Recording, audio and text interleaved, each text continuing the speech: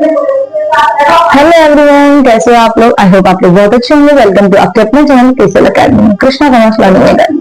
तो आज का हमारा टॉपिक है इंडिफरेंस कर्व। इंडिफरेंस कर्व क्या होता है कि हमारा ज्योग्राफिकल रिप्रेजेंटेशन होता है जिसमें हम अपने जो वर्ड्स हैं जो यूज कर रहे हैं उसके दो कॉम्बिनेशन पॉसिबल जो होती है उनको रिप्रेजेंट करते हैं एक ग्राफ के फॉर्म में।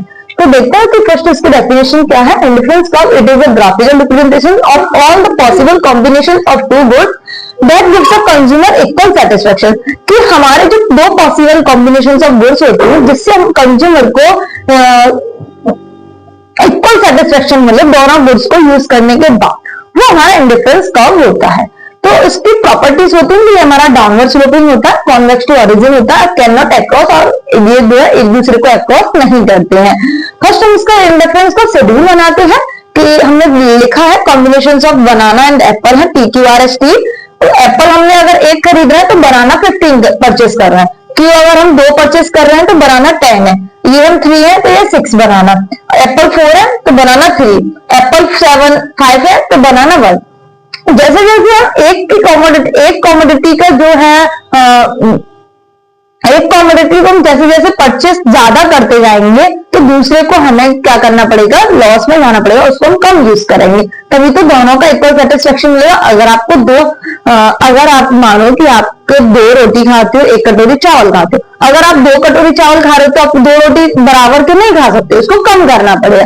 तो यही चीज होती है इंडिफरेंस का। ये तो था इंडिफरेंस शेड्यूल, यानी कि इसको हमने रिप्रेजेंट किया एक टेबल के फॉर्मेट में।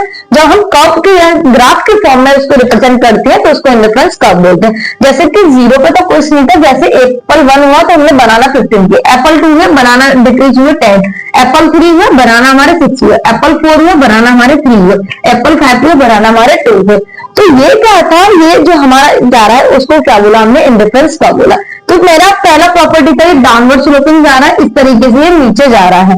कॉन्वेक्स टू ओरिजिन है, मैंने बताया था आपको लास्ट वाली क्लास में कि कॉन्वेक्स टू ओरिजिन इस तरीके से होता है। अगर ये कॉनकेव होता है तो ये होता है कॉनकेव। बताओ कौन सा कर्व जो है कॉनकेव होता है, मैंने आपको लास्ट क्लास में बता रखा है। अगर आपने मेरी लास्ट क्लास देखी है तो आप कमेंट बॉक्स में कमेंट करें कि कॉन्वेक्स वाला जो है वो कौन सा बनता है, इस तरीके से कौन सा वाला बनता है। आप कमेंट बॉक्स में कमेंट करना कि ये वाला जो ग्राफ होता है उसको क्या कहते हैं, ठीक है।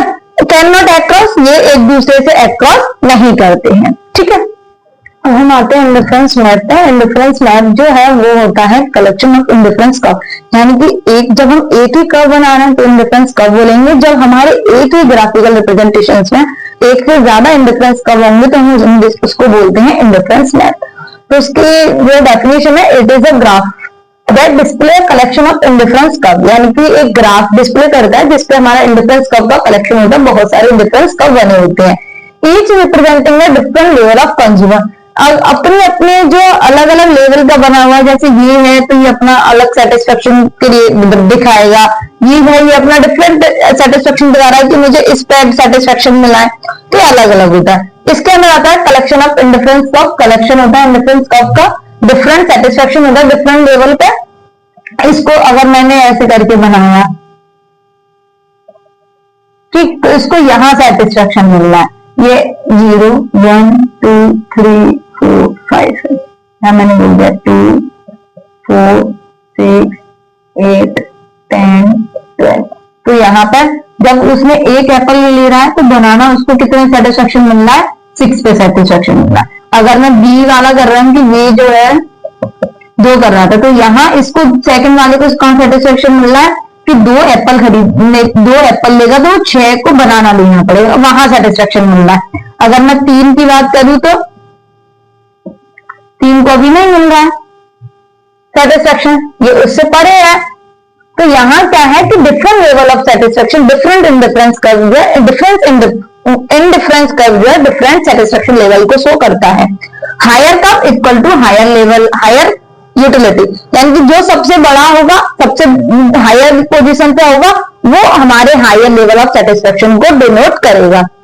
रैंकिंग प्रेफरेंस होता है 1 2 3, ये रैंकिंग में जा रहा है कि IC1 IC2 IC3 रैंकिंग हो जाएगा।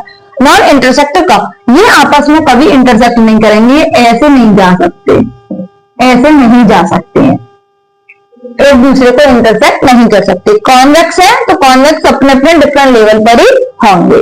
ठीक है, एमआरएस यानी कि marginal rate of substitution. Marginal rate of substitution वो होता है कि एक जब हमारा सेग्रीफाई कर रहा है तो दूसरा तभी गेन कर पाएगा। अगर मैं सेग्रीफाई कर रही हूँ तो दूसरा मेरा बंदा तभी सेग्रीफाई करेगा। अगर मेरे पास एप्पल है और दूसरे को खाना है तो मैं अगर सेग्रीफाई करूंगी तभी तो वो एप्पल को खा पाएगा ना। यही चीज एमआरएस को शो करता है।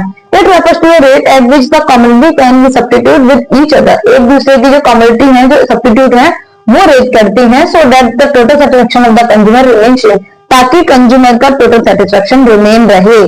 ठीक है, तो उसका जो है अगर हम फॉर्मूला के बेस पर देखें तो उसका फॉर्मूला होता है change in B upon change in A, यानी कि बी बनाना को शो कर रहा है, ए एप्पल को शो कर रहा है। इसका मतलब यह है कि अगर बी बनाना जो है सेग्रीफाई कर रहा है तो ए जो है तब गेन करेगा जाके। तो इसका फॉर्मूला है एमआरएस का change in B upon change in A, यानी कि change in X upon change in Y भी लिख सकते हो। जो सेग्रीफाई कर रहा है वो ऊपर आता है और जो गेन कर रहा है वो नीचे आएगा। ठीक है, MRS increase the slope of indifference curve. MRS क्या शो करता है? हमारे इंडिफरेंस कर्व का स्लोप करता है। इसी की वजह से जो हमारा एमआरएस जो डिमनाइजिंग जाता है, इसीलिए हमारा इंडिफरेंस कर्व को वो बनता है। तो हमारा ये है कॉम्बिनेशन है इसका P Q R S T. A से एप्पल है 1 2 3 4 5 पे, बी बनाना 15 10 6 3 1, यानी कि ये इंक्रीज हुआ है एप्पल, तो बनाना हमारा डिक्रीज हुआ है। तो इसका एमआरएस निकाला कि 15 में से 10 गए 5, 10 में से 6 गए 4, 6 में से 3 गए 3, 3 में से 1 गए 2, और ये 1 1 1 1। तो ये क्या आ गया? एमआरएस निकल के आ गया। तो ये हमारा इंडिफरेंस कर्व होता है। ये एप्पल है, ये बनाना है। इंडिफरेंस कर्व जो है कॉन्वेक्स शेप है। क्यों है? क्योंकि हमारा एमआरएस जो है वो डिमनाइजिंग रेट ऑफ पे है। Due to the diminishing of MRS, MRS हमारा डिमनाइजिंग हो रहा है, इसीलिए हमारा क्या है?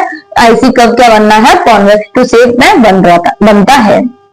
ठीक है, representations of all the possible combinations of two goods which can be purchased in the given income. जितनी हमें इनकम दी गई है उस इनकम में हम टू गुड्स के कॉम्बिनेशंस को जितना भी पॉसिबल हो सकता है उसको परचेस कर सकते हैं, such that the cost of each combination of is equal to the money income of the consumer. जितने हमारे पास मनी स्पेंड कर रहे हैं और जितनी हमारे पास इनकम है वो इक्वल होनी चाहिए, उसी को हम बजट लाइन के रिप्रेजेंट में कर सकते हैं। जैसे कॉम्बिनेशंस ऑफ टू गुड्स है Apple and banana, EFGH। Apples एक है 4 रुपए का, बनाना है हमारे पास 2 रुपए का एक है। हमने सोचा है कि जो हमारी बजट है वो है हमारा ₹20 का, कि हमें 20 रुपए में ही ये कुछ दोनों चीज खरीदनी है, चाहे कुछ भी कितना खरीदें, लेकिन हमारे 20 रुपए पूरा सेटिस्फेक्शन मिलना चाहिए। तो जब हम इसको 0 खरीदेंगे, इसको 10 खरीदेंगे तो हमारे ये होगा, क्योंकि यहाँ पे क्या हो जाएगा 0 × 4 प्लस ये कितने का था 2 का, ये कितने 10, तो इक्वल टू कितना हो गया 20। इसी तरीके से यहाँ मल्टीप्लाई 4 क्या, ये हो गया 4, यहाँ मल्टीप्लाई 2 क्या, ये हो गया 16, 16 प्लस 4 इक्वल टू 20 आ रहा है। यहाँ मल्टीप्लाई 4 किया, यहाँ मल्टीप्लाई 2 किया है, 4 2 जा 8, 6 2 जा 12 इक्वल टू 20 हो गया।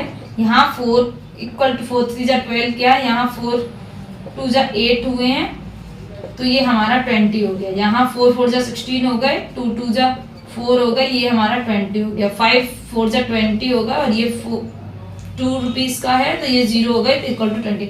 यानी कि मेरे पास जितना जो बजट था, मेरे पास जो इतनी इनकम थी और जो मैंने स्पेंड किया वो इक्वल आ रही है, इसको बजट लाइन में बोला। इसको मैंने इस तरीके से रिप्रेजेंट किया है कि एप्पल ये है, बनाना ये है। जब हमारा एप्पल 0 था तो बनाना 10 थे, एप्पल 1 हुआ तो बनाना 8 हो गए, एप्पल 2 थे तो बनाना 6 हुए, एप्पल 3 थे तो बनाना 8 हुए हैं, एप्पल 4 थे तो बनाना 4 हुए हैं, एप्पल 5 थे तो हमारा बनाना क्या हो गया 0।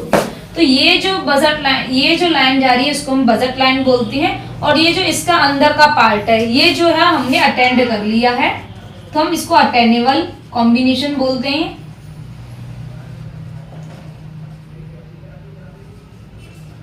और ये जो पार्ट है, इसके जो बाहर वाला पार्ट है, ये नॉन अटेंडेबल है, यानी कि ये हमने अभी यूज नहीं किया। और ये जो लाइन जा रही है, जितने ये जो है इसको हम नाम दे दें कि EFGHI, ये जो नाम दे रहा है, ये जो हमारे क्या है हमारी बजट लाइन है। तो इस तरीके से ये वाला जो है ग्राफ इसका बनता है। बजट लाइन क्या होता है, उसका अगर शेड बनाए तो किस तरीके से बनाते हैं, उसका ग्राफ बनाए तो हम किस तरीके से बनाते हैं।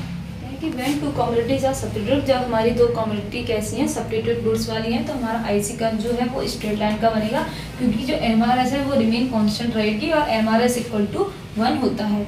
जब हमारी कम्युनिटी जो है कॉम्प्लीमेंट्री हैं तो हमारा क्या होगा, इसमें हमारा जो शेप है आईसी कर्व का वो एल शेप का बनेगा, क्योंकि हमारा जो एक कम्युनिटी है विदाउट एनदर यूज के हम उसके यूज नहीं कर सकते। जैसे कार है, अगर हमारे पास कार है तो हम बिना पेट्रोल के उसको यूज नहीं कर सकते, इसीलिए इसका कर्व जो है एल शेप का बनेगा। इसको हम हाईली कॉन्वेक्स बोलते हैं। यहाँ एमआरएस इक्वल टू 0 होता है। और यहाँ जो है अगर हम टी पी रहे हैं, अगर टी की जगह पर हम कॉफ़ी भी पी सकते हैं, कॉफ़ी जगह पर हम टी भी पी सकते हैं, दोनों की जगह पर कुछ भी कर सकते हैं। तो इसीलिए इसका कर्व जो है हमारा सब्स्टिट्यूट्स वाला जो है उसका स्ट्रेट लाइन का बनता है और कॉम्प्लीमेंट्री का हमारा एल शेप का बनता है। अगर हमारे नॉर्मल कोड्स हैं तो हमारा ऑलवेज जो है कॉन्वेक्स टू, ये जो है नॉर्मल गुड्स का है, कॉन्वेक्स टू ऑरिजिन होता है। आई होप आप लोगों को आज की क्लास अच्छे से समझ में आई होगी। पूरा इंडिफरेंस कर्व क्या होता है, हमने इंडिफरेंस मैप देखा था कि किस तरीके से बनता है, बजट लाइन क्या होता है, और हमने बजट लाइन का बना के देखा था, उसका बजट लाइन सेट भी देखा था। आई होप आप लोगों को समझ में आया होगा। अगर आपकी कोई भी क्वेरी है तो कमेंट बॉक्स में कमेंट करें, मेरे चैनल को सब्सक्राइब करें एंड ज़्यादा से ज़्यादा शेयर करें, बेल आइकन को प्रेस करें ताकि आपको मेरी वीडियो सबसे पहले देखने के लिए मिले और आपके कॉन्सेप्ट्स भी क्लियर हों।